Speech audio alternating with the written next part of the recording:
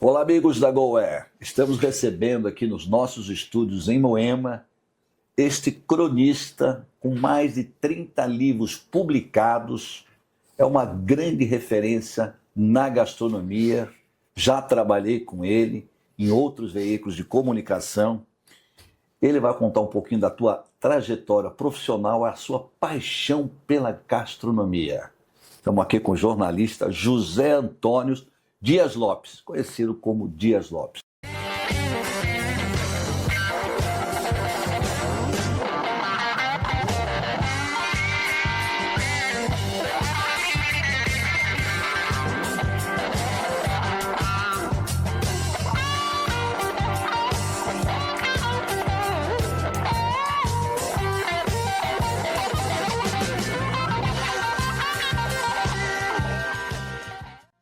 Dias, obrigado por você ter vindo aqui na GoAir. Estou muito satisfeito em revê-lo. Agradeço eu que tenho que agradecer a oportunidade. Sim, porta sempre aberta para você. Como é que surgiu essa paixão tua pela gastronomia? Trabalhei na Veja há 23 anos. 23 anos. Sou um dos fundadores da revista. E naquela época a gastronomia era um assunto menor, mas estava começando a aparecer, a despontar. E quando eu era editor assistente de geral nessa ocasião, quando aparecia uma reportagem com um tema gastronômico, né? Gastronômico, o pessoal não se interessava, eu me interessava. E eu fui me interessando, fui me envolvendo no assunto, né? Aos poucos. Aí, mudando para Roma como correspondente em 1987, eu encontrei uma revista lá pela qual eu me apaixonei, chamava-se Pane e Vino. Pane e Vino. Durou pouco a revista. Você ficou morando em Roma? Morando em Roma. Essa revista era de Milão. E eu me interessei pela revista, achei que a revista era interessante, porque a revista fazia o que eu passei a fazer. Ela, nas reportagens, explicava o prato comentado, o ingrediente comentado era explicado, era contado, né? Um texto agradável, né? Voltando para o Brasil, eu assumi a revista Gula, né? E na Gula eu passei a aplicar as lições que eu aprendi na Pane e Vino. Pane e Vino. Né? E fui me envolvendo, e como eu sempre gostei muito de história, eu me senti em casa, porque você contar a história da comida é como contar a história do homem e vice-versa. Sim. E aí que surgiu essa paixão pela gastronomia. Mas antes de você ser enviado lá para Roma... Eu fazia as reportagens. Que reportagem você fazia lá na Abril, na época? Não, eu era da Geral. Uma das áreas que eu cobria era religião. Eu fui para... Religião, olha. Sim. Eu fui para Roma por conta disso, né? De religião? Porque para ter um correspondente... A Veja sempre tem um correspondente em Roma, voltado sobretudo ao Vaticano, né? Perfeito. Você foi escalado lá com essa missão? Sim, eu fui para lá para cobrir principalmente a religião, né? Sim. E a tua paixão por gastronomia, quando você abriu o Pane e Vino, ficou encantado com a Eu gostei da revista. maneira como eles tratavam o assunto gastronomia, sabe? Sim. E aqui eu tive que explicar muita coisa. Eu lembro, naquela época as pessoas escreviam cartas, eu recebia cartas que tem até hoje, né? Tem uma carta que o leitor disse: você falou que o foie gras só existe em virtude de uma doença, né? Hepática, hipertrofia do fígado, do pâncreas. Isso não faz mal para o ser humano? Perguntava, eu explicava. Na carta também, na revista, era um assunto mais para municiar uma reportagem, né? E na Gula, você foi editor da Gula, porque eu lembro muito bem que a Gula... Eu trabalhei na Gula antes de ser vendida para o Grupo Abril, né? O Grupo Abril, através do Ângelo Rossi, que foi o presidente da Azul, né? Comprou do Claudio Schiled todo o portfólio que ele tinha. Ele tinha Interview, tinha a Gula, tinha revistas de decoração, e eu comandava a área comercial lá. E eu lembro que depois eu fui transferido para realmente trabalhar lá no Abril, que um dos braços era Azul. Eu lembro muito bem da Gula, por uma passagem incrível, que a Gula, o Schileder, o Claudio Schileder, o editor da revista, o fundador, junto com o Richard Haillet, que era um francês que trabalhava com ele, lançaram a gula num pequeno coquetel no bar do Gallery. Eu estava na área comercial, né, e a gente fez lá uma coisa pequena e lançamos o número 1 da gula, que se tornou a Bíblia da gastronomia, pois foi vendido, você assumiu. Eu entrei no número 3, na terceira edição. Na terceira edição? Na terceira edição. Saí da Veja, né, pedi demissão e fui fazer convidado pelo Tomás Souto Corrêa, que foi idealizador, um dos idealizadores da linha que a gula passou a ter. Mas o que você acha que ter o crítico tem que ter para realmente escrever sobre degustar os pratos? O que ele tem que ter? Ele tem que ter uma formação gastronômica. Uma formação. Claro. E um cuidado que eu acho muito importante é visitar pelo menos 2 vezes o restaurante do qual vai falar. Né? 2 vezes. É como nos Estados Unidos. Sim. Né? O New York Times tinha, anos atrás, um crítico de cozinha chinesa que ia 2 vezes à China por ano e visitando os mesmos lugares. Os mesmos lugares? Os mesmos lugares. Teve algum restaurante que você visitou no Brasil e fora do Brasil que foi marcante, uma coisa inesquecível? Puxa, Norberto, tem um aqui na Itália ou na França ou em Londres que marcou, foi uma coisa inesquecível. Teve algum de lá e também daqui? Bom, há vários restaurantes sobre os quais eu poderia falar aqui, né? Eu gosto de comida hoje, já gostei de comida, cozinha complicada, hoje eu gosto de comida simples, né? Comida simples. Explícita, né? Eu gosto de olhar a comida e saber o que ela é, né? Não é isso? Não gosto de ser os restaurantes que me ensinam como comer, ó. Comece da esquerda para a direita ou da direita para a esquerda. Sim. Isso não, né?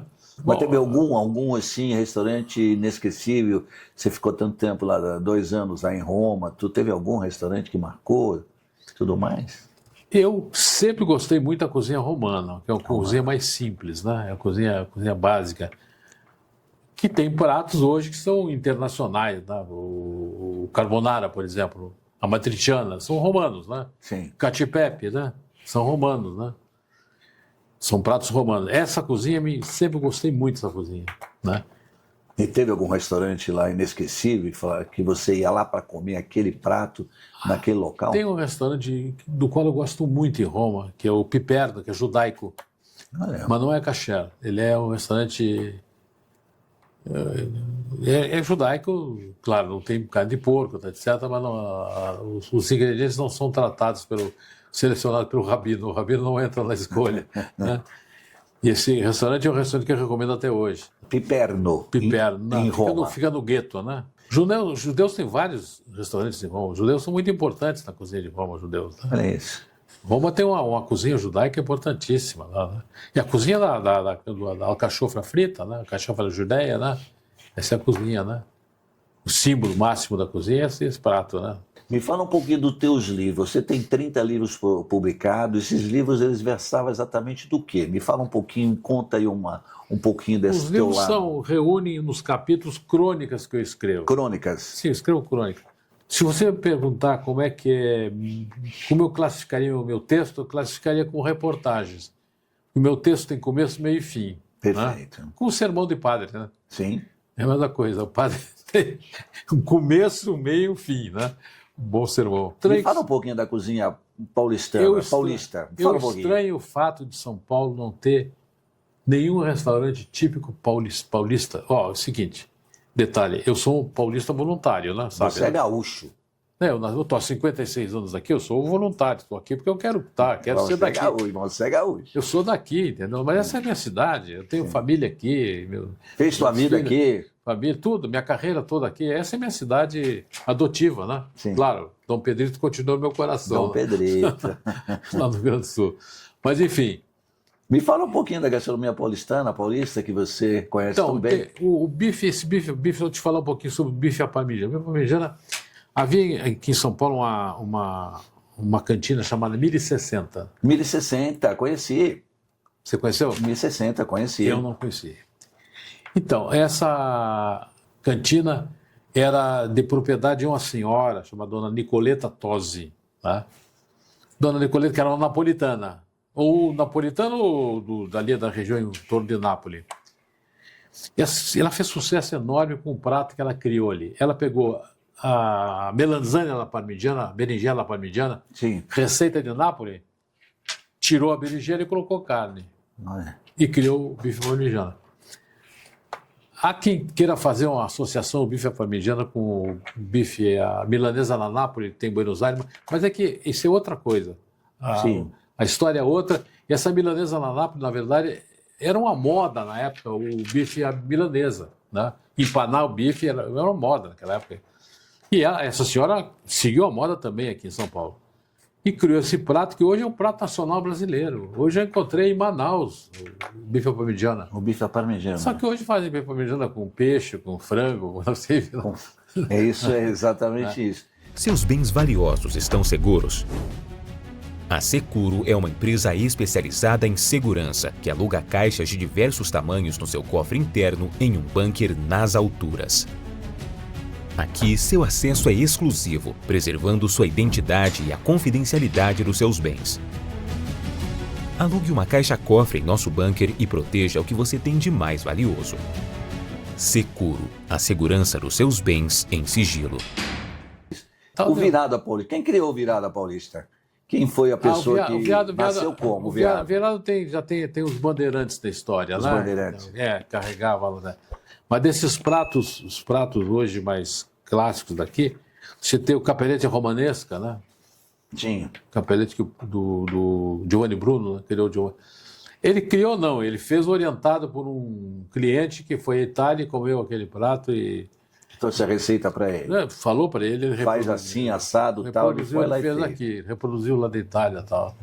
Você tem aí os calabreses, com uma influência enorme na cozinha aqui paulistana, enorme. Esse antipasto, a sardela, por exemplo. Sardela, adoro sardela. A sardela é um prato da calabresa, né? A receita calabresa. Só que lá a sardela é feita com pimenta, peperoncino, né? Aquela pimenta, uma pimenta vermelha italiana, né? E aqui não, como eles não tinham, eles adaptaram, colocaram pimentão e alite e ficou parecido. Eu já peguei as duas e provei. Muito parecida. São diferentes, mas se parecem, né? Eles fizeram sucedânea. A lichella também é do prato, dos calabres. E a segunda linguiça mais vendida no Brasil é a calabresa. É a calabresa. Exatamente. Que eles fizeram aqui colocando o dedo de moça, né? E você chegou a frequentar muitos restaurantes do Cambuci, da Moca, do Brás ali, que a colônia italiana sempre foi para lá e conseguiu realmente fazer grandes restaurantes marcantes. Você frequentava aquela região?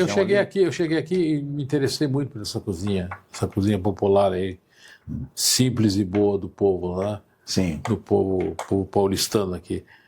Mas hoje essa cozinha, essas cantinas tinham um fascínio muito maior antigamente, né? Eles ficaram, com o isolamento da guerra, ficaram isolados da guerra, eles consolidaram uma cozinha caseira, né? Sim. Porque eles não tinham controle da guerra, não podiam ter contato com a Itália, né? Na guerra. O Brasil era inimigo. Itália, sim, a Itália estava do lado do Japão e da Alemanha, né? Então, os italianos consolidaram uma cozinha, né? Essa cozinha que é chamada de cozinha cantineira, chamam alguns, né? Cantineiras. Na falta de um nome, eu diria ítalo-paulista, né? Cozinha ítalo-paulista, com vários pratos, né? Adaptações.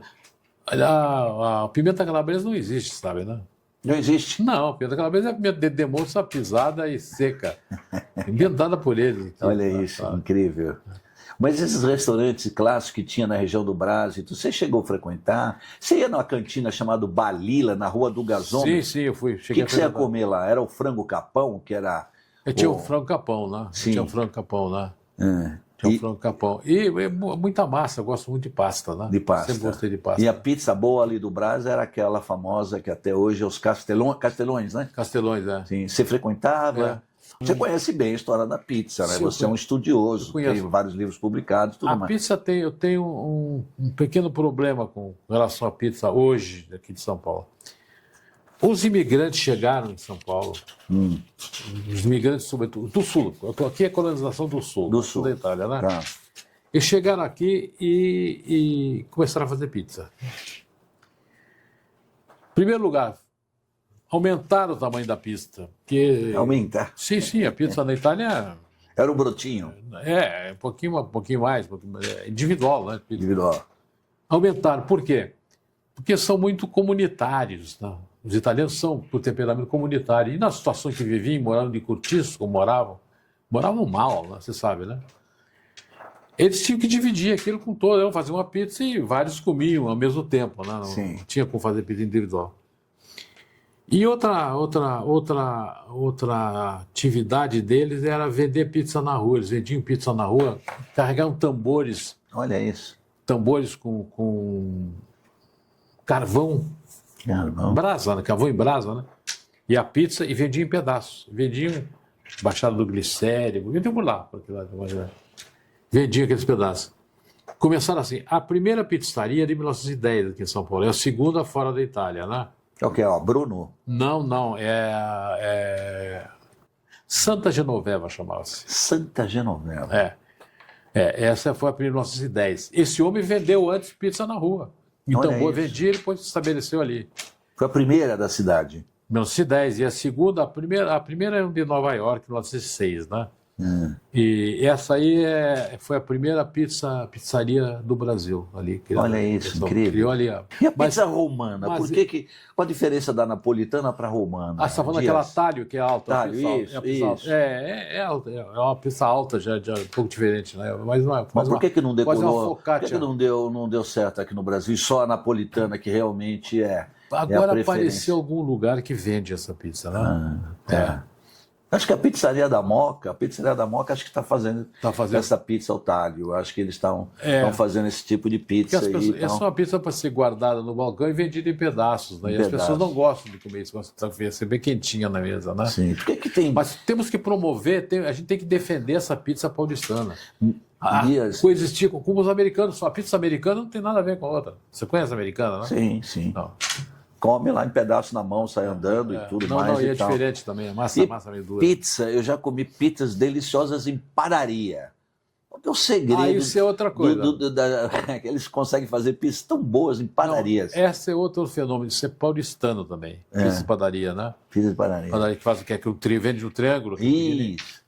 Aquilo é uma pizza elementar básica de padaria que nasceu aqui também em São Paulo. Nasceu em São Paulo. Por que são tão boas? Não me lembro agora. O segredo da pizza hoje a pizza, mesmo essa tradicional, aqui deu uma melhorada, porque respeita-se mais o tempo. A farinha, primeiro. Farinha é fundamental. Né? Por exemplo, eu sei que a Viridiana, por exemplo, investiu muito, e todas elas, Viridiana, porque eu sei dessa história, investiu muito na farinha deles, né? Chamaram um técnico italiano para ser a farinha. Segurou o tempo de levedação, né? Que era muito pequeno antigamente, né? E hoje sabe que quanto mais leveda, melhor, mais digestibilidade você ganha na pizza, né? Sim, sem dúvida.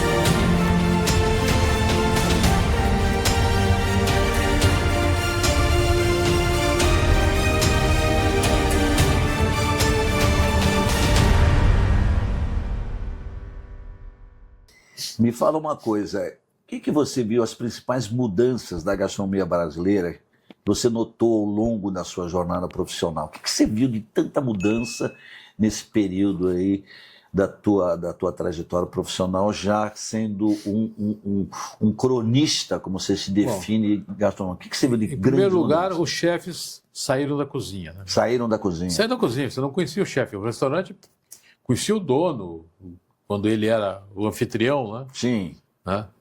E não conhecia. Tem um amigo meu que teve um cozinheiro durante 40 anos e eu não vou falar quem é, mas que só ficou conhecido, acho que depois que ele fechou o restaurante.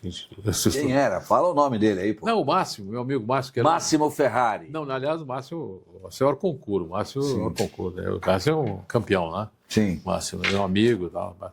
Mas o Nelson, que era a cozinha dele, não aparecia. Eles não se expunham, não é que fossem proibidos, não era.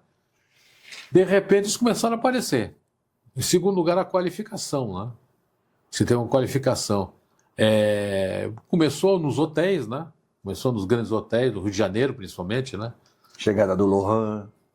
O Claude, né? Claude, né? E começou aí o próprio Bassolelli, que veio para cá, mas veio trazido para... Exatamente. Não veio para o hotel, mas veio naquela... Os franceses, né? Trouxeram para cá essa cozinha. A França tem uma tradição de cozinha que poucos países têm, né? Dias, me fala, como é que você vê esses programas? Hoje nós devemos ter, entre programas abertos na televisão e fechado, mais de 30 programas voltados para a gastronomia. Qual que é a tua opinião sobre os programas aí que são exibidos? Não, esse é um programa para, eu acho que para dona de casa, principalmente. Para dona de casa? É, dona de casa, né? Presta o serviço, as pessoas aprendem a fazer muita coisa, né? Mas não passa disso, né? Umas aulas de culinária, né? Eu vi, eu trabalho com gastronomia há 40 anos que eu trabalho dentro desse universo comercial, de visitar restaurantes e tudo mais e tal. E nesse período todo, eu vi grandes clássicos da gastronomia fecharem suas portas. Ah, sim. Restaurantes realmente que a gente jamais iria imaginar que um dia ia fechar. Porque você ia, você frequentava, ia sempre lotado, fila, espera, reserva e tudo mais e tal, e tal, e tal, e tal, e tal. O Máximo, por exemplo. O Máximo. Era um espetáculo, né? Um espetáculo. Um espetáculo. Eu lembro de um amigo meu que foi vender a publicidade para o Máximo e ele falava uma frase para mim que eu registrei. Ele falava assim, Norberto, uma vez eu fui vender publicidade para o Máximo e ele falou, Belo, não preciso de publicidade, Belo, pô, aquela mesa é reservada para o Silvio Santos. O Silvio Santos vem ali, aquela outra ali Delfim. É do Delfim Neto. Conheci o Delfim Neto lá. Delfim Neto, isso aqui é Máximo, Belo, não precisa de publicidade e tal. E o tempo passou, e o restaurante acabou sem... Fechou inúmeros, você acompanha também como eu acompanho, The Place, o próprio lá, o português famoso lá que veio do Rio de Janeiro. O Antiquários. Era maravilha. Né? Tinha uma pizzaria muito famosa lá na Consolação, Michelutio. Fazia fila também, Michelutio. Tinha para comer uma rança, ia lá no Parreirinha. Para comer. Então, restaurantes clássicos da cidade que acabaram fechando. Aliás, fui no Parreirinha com a Dona Irã Barbosa. A Dona Irã Barbosa? Eu fui lá com ele, almocei com ele lá uma vez. Olha isso. Almocei ou jantei, não lembro mais dele. E ele comeu rã e tomando Old Eight. Whisky Old Eight. Mas me fala, a gente sempre, quando coloca na gastronomia, sempre tem dificuldade em colocar restaurantes especializados em frutos do mar. É difícil aqui. Né? Por que não teve? Eu acho que o Planalto aqui não estava acostumado a comer frutos do mar, peixe, fruto do mar, né? Sim.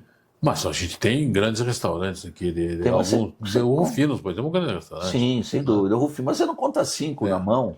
Não dá. Não dá 5. Você pega. Eu não sei por quê. Você pega, inclusive, eu queria que você comentasse também, como é que você deve o fenômeno do sucesso estrondoso da comida japonesa? Que não tem nada a ver com a comida lá do bairro da Liberdade. É outra gastronomia japonesa que caiu no gosto da população e virou um fenômeno. Tem mais que churrascaria hoje em São Paulo. Tem. Me fala desse fenômeno. Criança gosta disso, né? Criança? Meus netos desde pequenininho comem comida japonesa? Japonesa, adoro comida. Né? Você acha que se deve ao fato do quê? Eu acho que eu gosto. É uma cozinha muito bonita, né? Visualmente bonita. Muito bonita, cozinha bonita, né? Os sabores são meio padronizados, né? Você é um apreciador da comida japonesa? Sou sim. Tá. Sou sim. Eu não sei explicar o sucesso, mas é no mundo inteiro, não é só aqui, né? O mundo inteiro a cozinha japonesa tem moda. Mas está entrando agora. A coreana está chegando aí agora. Asiática, como todo. A coreana, principalmente. A coreana. Tem a coreana, você tem tem alguns restaurantes tailandeses, já poucos, mas tem, né? A coreana, sim. E a chinesa, ela sempre não teve um grande destaque. Teve bons restaurantes, tem aí bons restaurantes e tudo mais, mas nunca teve a relevância que tem hoje a comida japonesa. É incrível. E me fala da queda, do desaparecimento dos rodízios na cidade. Carne, rodízio. Você vê que não abre, mas antigamente teve aquela febre enorme de abrir vários rodízios. Por que realmente parou? Hoje tem mais comida japonesa em restaurante do que rodízios de carne. Você acha que isso deve ao quê? Bom, tem várias razões, né, para isso aí, né? Eu acho que a fórmula gastou um pouco, né? Não se renovaram. O NBA Steak é um sucesso porque se renovou, né? Sim. Porque você vai lá e não tem cardápio, você pode aquela intermitência. O rodízio sempre me incomodou muito, né? aquele massacre daquele garçom. A região onde eu nasci, lá no sul, o pessoal detesta rodízio, ninguém não tem rodízio. É o lá. espeto corrido? Não tem. Não gosto. Aparece uma vez algum e fecha depois, né? Olha isso. Por quê? Porque o rodízio é uma invenção dos migrantes italianos, né? Sim. Nasceu, sei lá, tem 2 ou 3 hipóteses aí para nascer. Mas nada lá na fronteira, tudo no norte do estado, Santa Catarina, São Paulo, que então pode ter nascido em São Paulo também, beira de estrada, para satisfazer, matar a fome de caminhoneiros na rodízio. E o princípio deles é aquela coisa de trocar, porque os italianos, eles trocam muito a comida na mesa. Agora eu não sei, mas antigamente, muita comida na mesa. Não gosto de comida fria, então fica trocando. O rodízio é uma troca, você vai trazendo novo, bota lá e tá lá. O Brasil ele tem hoje uma relevância gastronômica fora daqui, depois do Alex Atala, ou ainda é uma coisa que não é tudo isso que se propaga? Não, ela tem mais do que tinha antigamente, né? Mais do que tinha antigamente. Mas a gastronomia brasileira, a cozinha brasileira não é tão conhecida fora. Não é. Feijoada né? Fala-se feijoada, né? Sim. Que é um prato carioca, né? Mas você acha que o Alex Atala teve uma contribuição muito boa? Sim, claro. Sim. Na difusão, claro. Difusão. Tanto quanto possível, né? O Alex é um inovador, né? Ele não é a cozinha ortodoxa dele, né? Sim. Ele é um inovador, um criador. O talento dele é criação, né? Exatamente. Hoje, se você fosse montar uma seleção aqui brasileira de gastronomia, quem que você colocaria ali realmente numa seleção ali em relação a restaurantes e chefes de cozinha que você elegeria ali? Bom, o chefe do Alex é uma figura. O Alex é uma figura. Né? Então nós temos o Alex aqui do Dom. O Lohan, que é um grande chefe. O Lohan. Por que você acha que o Lohan fechou o restaurante e passou a ser dono de escola? Professor. Acho que cansou. Cansou. O Lohan seria um outro grande nome. O Jacan é um grande chefe. O Jacan. Olha aí, grande chefe. Você vai lá no The Presidente, lá você vai comer o que lá com o Jacan? O que é um prato que você aprecia do Jacan? Eu gosto muito do tartar dele, né? O tartar dele. Bom, mas tem... Tudo que ele faz bem feito. É um fenômeno. É um fenômeno. O Jacan... Não é só um fenômeno na TV, é um fenômeno na cozinha também, né? O Jacan, quando chegou no Brasil... O Manuel Bassolé era um grande chefe também. O Bassolé. Impressionante, né? O Manuel Bassolé. Continua. Eu lembro que no começo da Gula, tinha lá uma pessoa que trabalhava comigo, fizemos uma reunião de pauta, primeira ou segunda reunião de pauta da revista, eu propus uma matéria com o Emanuel, e o cara disse, esse camarada aí, não, tem a mão muito grande, não monta direito. Não era verdade, eu fui lá e fiquei encantado, porque o Emanuel montou um prato, uma beleza única. Aliás, o Lohan tinha um assistente que hoje está fora de São Paulo, está no Nordeste, que era o Naim. Chegou a conhecer o Naim? Não. Esse cara é impressionante. Se olhar para ele, tinha cara de pessoa comum, né? Sim. Brasileiro comum, né? Montava um prato. Visual. Ele montou um prato ali. Apresentação. Era tudo. Fantástico. Impressionante. Tá?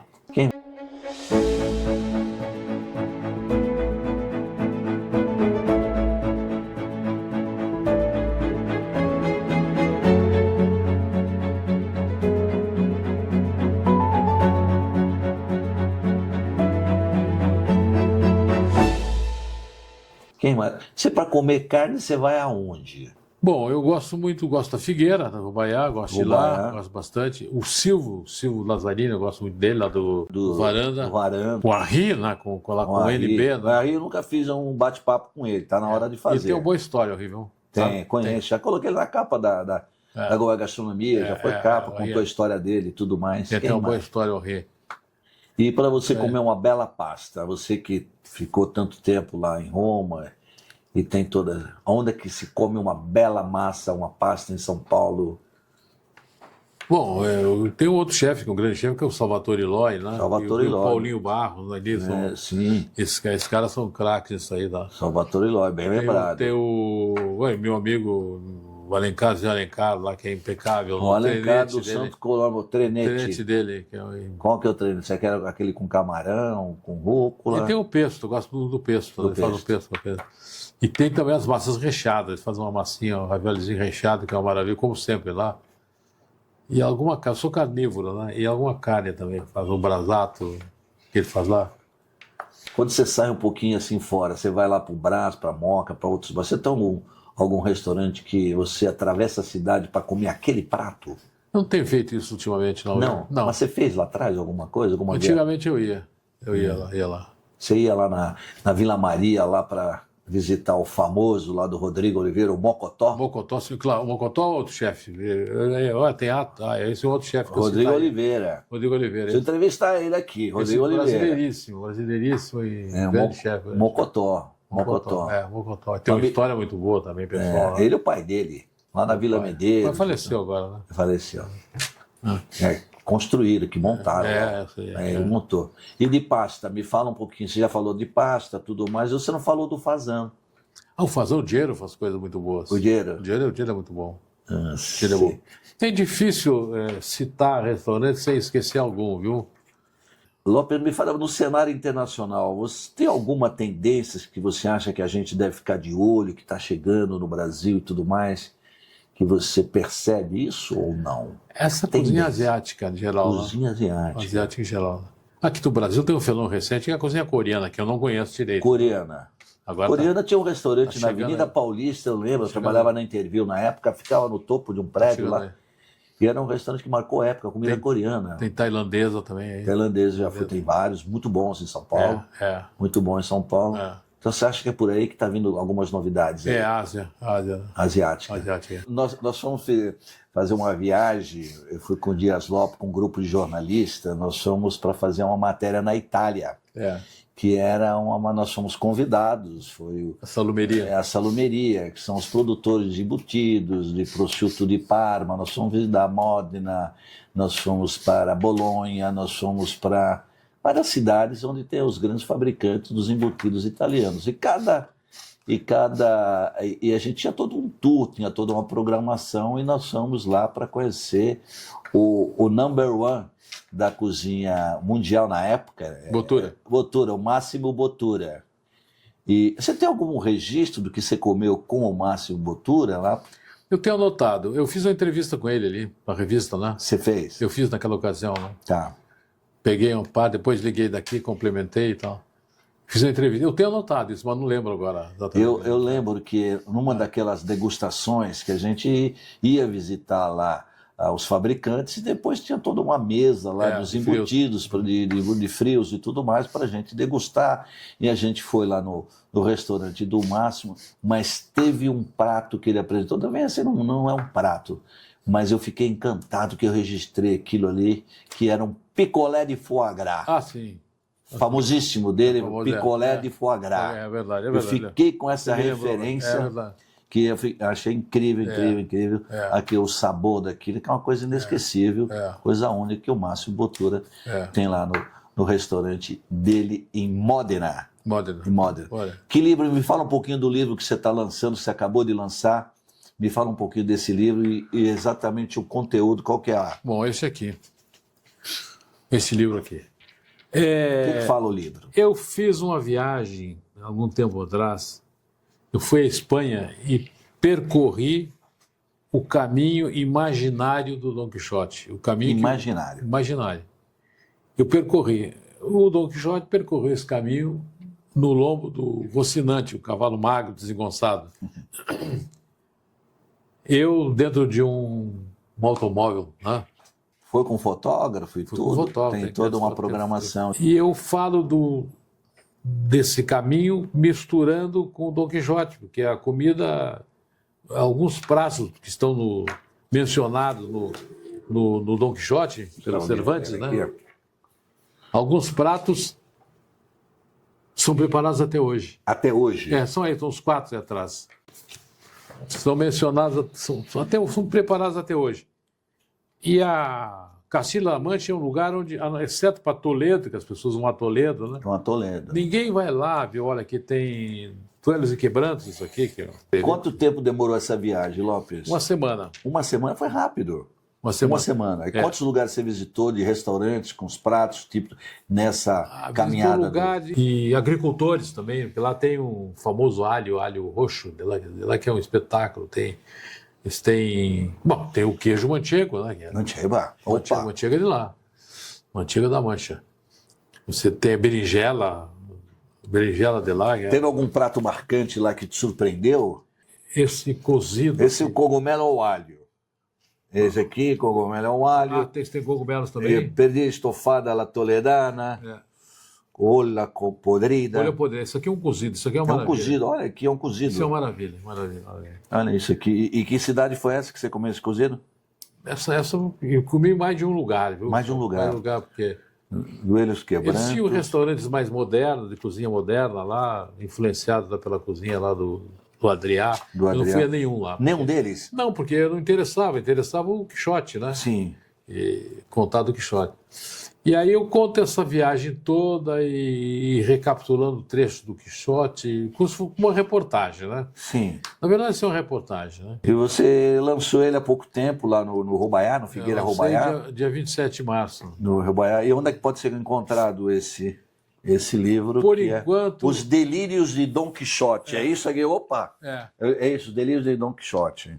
Por enquanto, só naquele Empório Figueira, que tem ao lado do Rubaiá. Ah, sim, tem um empório ali. Mas nós vamos entregar isso aqui para uma distribuidora de livros, aí vai estar nas livrarias aí. Também para ser adquirido. Dias, me fala uma coisa.